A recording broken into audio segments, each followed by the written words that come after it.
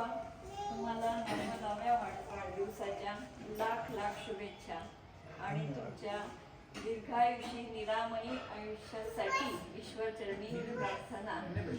आणि आज विराज, देवश्री आणि स्वराज जरी आपल्यात उपस्थित राहू शकले नाही तरी त्यांच्या शुभेच्छा आपल्यासोबत आहेतच.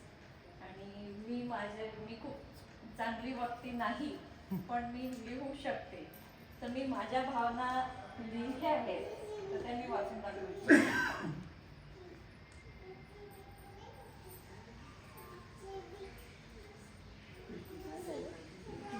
प्रिय पप्पा, 90व्या वाढदिवसानिमित्त अभिष्टचिंतन.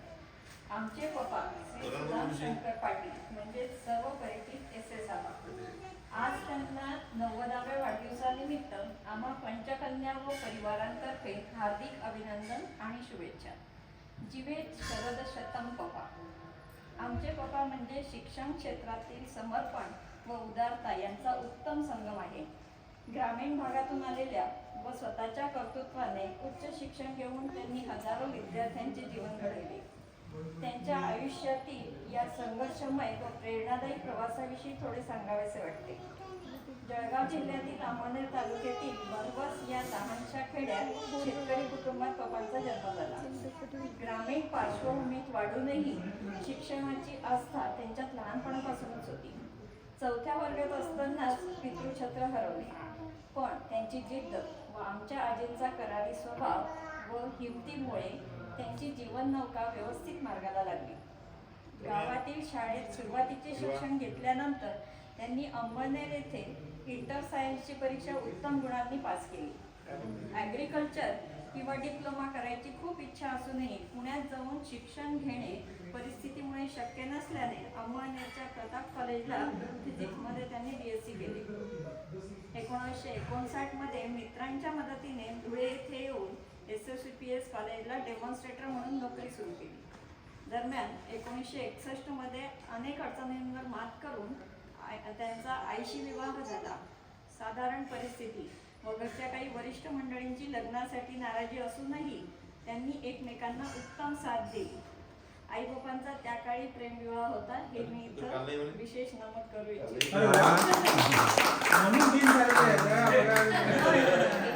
जातात त्याप्रमाणे त्यांच्या जीवनात आनंदाचे क्षण आले व त्यांच्या संसार वेलीवर 5 कन्यारूपी फुले उमलली.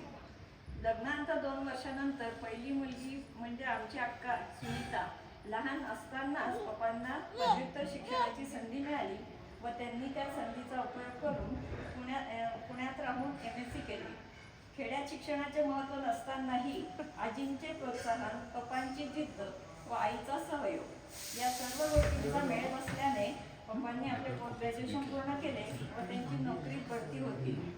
नंतर त्यांनी head of the department of physics व विद्यार्थ्यांचे आवडते प्रोफेसर म्हणून नावलौकिक मिळवला. या सर्व कालावधीत संपूर्ण कुटुंबाला सांभाळून घेताना आईचे योगदान मोलाचे ठरले. नंतरच्या काळात आम्हा 4 कन्यारत्नांचे जन्म झाले. कन्यारत्नच म्हणते कारण आम्हा 5ही बहिणींवर आयुष्यभर प्रेम करून सुसंस्कारित करून वाढवल्यानंतर आजही सगळ्यांचे कौतुक करताना त्यांना शब्द अपुरे पडतात. तसेही कोणीतरी म्हटलेच आहे की it is golden truth of earth, every girl may not be queen to her husband but she is always a princess for her father. आमचे पप्पा एक आदर्श प्राध्यापकच नाही तर एक कर्तव्यदक्ष कुटुंब प्रमुखही आहेत. आपल्या शैक्षणिक जबाबदाऱ्या सांभाळताना त्यांनी कुटुंबातील जबाबदाऱ्यांकडेही तेवढ्याच आत्मीयतेने लक्ष दिले. आम्हा सगळ्यांची शिक्षणे, गावातील आमच्या भावनांच्या शिक्षणासाठी प्रोत्साहन, पाहुण्यांचे आदरातिथ्य, आजींची सेवा या सर्व गोष्टी दोघांनी समर्थपणे सांभाळून आम्हा मुलींना सहजीवनाचे महत्त्व नकळतपणे पटवून दिले. साधारण परिस्थितीवर मात करून खेड्यातून शहरात येऊनही आम्हा 5ही बहिणींना उच्च शिक्षण दिले. त्यामुळे आम्ही त्यांच्याकडून कधीही विसरू शकणार नाही. त्यांच्या जीवनातील सगळ्यात कठीण व भावनिक क्षण म्हणजे आमचे विवाह. सुदैवाने व त्यांच्या अचूक निर्णयाने आज आम्हा सर्वांना अतिशय प्रेमळ पती व सासरची मंडळी मिळाल्याने आम्ही सर्वजण संसारात सुखी, त्यांना सर्व सुसंस्कृत व कर्तृत्ववान जावई लाभल्यानं तेही समाधानी आहे. या वर्षात आमचा त्यांना स्वतःचे छंद बाजूला ठेवायला लागले होते, तर याची खंत न करता आमची लग्न झाल्यानंतर त्यांनी भारत दर्शन, जगप्रवास, आईचे गायन या छंदांची जोपासना केली. लहान दोघी मुली परदेशात असल्यानं अनेक वेळा त्यांनी परदेश प्रवास पण एन्जॉय केले. त्यांचे सर्व नातवंडे ही उच्च शिक्षण घेऊन देशात व परदेशात आपापल्या क्षेत्रात उत्तम कामगिरी करत आहेत. त्याचा त्यांना खूप अभिमान आहे आणि सध्या ते प्रेमळ पणजी पणजोबांचा रोल एन्जॉय करीत आहेत. शैक्षणिक व कौटुंबिक जबाबदाऱ्यांसोबतच त्यांचे सामाजिक कार्यही वाखाणण्यासारखे आहे. जैन शैक्षणिक संस्थेचे डायरेक्टर म्हणून त्यांनी 9 वर्ष कार्यभार सांभाळला. या दरम्यान अनेक गरजू विद्यार्थ्यांना शैक्षणिक दाखला मिळवून देणे, नोकरी मिळवून देण्यास सहकार्य केले. त्यानंतर मूकबधिर शाळेतही त्यांनी डायरेक्टर व सेक्रेटरी म्हणून सेवा दिली. 1994 साली सेवानिवृत्तीनंतरही पप्पांनी आपले कार्य थांबवले नाही. नगाव येथील गंगामयी आर्ट्स व कॉमर्स महाविद्यालयात त्यांनी 1995 ते 2000 असे 5 वर्ष प्राचार्य पदाची जबाबदारी समर्थपणे सांभाळली. त्यांचे कार्य व विचार आजही हजारो विद्यार्थ्यांना प्रेरणा देतात. आज 90व्या वर्षीही त्यांचा उत्साह वाखाणण्यासारखा आहे. सध्या नातवंडांची लग्न व पणत्वंडांसोबत ते आनंदात आपला वेळ घालवत आहे. अनेक